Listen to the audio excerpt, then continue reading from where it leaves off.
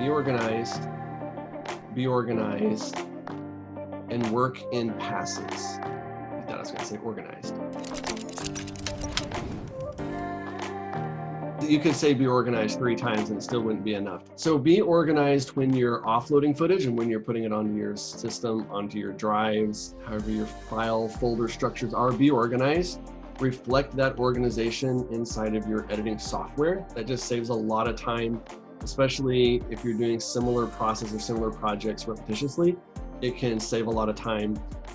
If you're trying to find something, the client needs changes, you want to make an adjustment, being able to find those in music, sound effects, graphics effects, files, research, exports, just have a place where you put all of that for each project. That way you can find it quickly. And then be organized even inside the program.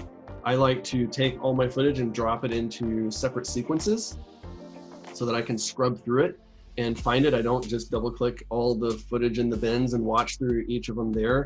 I use Adobe Premiere. I've heard if you use Avid or one of those, sometimes that can be an easy way to work in that program. But for Premiere, a lot of folks, I like to drop it into Timeline so I can see it all and I can scrub through it. Things I like, I will then often bump up to the next track so I can see very quickly at a visual glance what I liked, stuff that I haven't used or that I didn't like, didn't think was as helpful.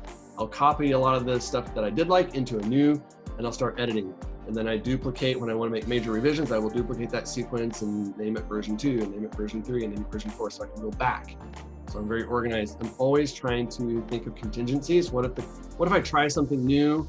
If I want to rearrange a thing, I'll make a new sequence. That way, if I don't like it or the client doesn't like it, I don't have to recreate it or remember what I did. I can go back or find a different version of the way things were laid out. So I like to do versions of sequences. And again, keeping that organized in bins. And I would say the third piece of that is work in passes. Don't make finished film in increments as you go.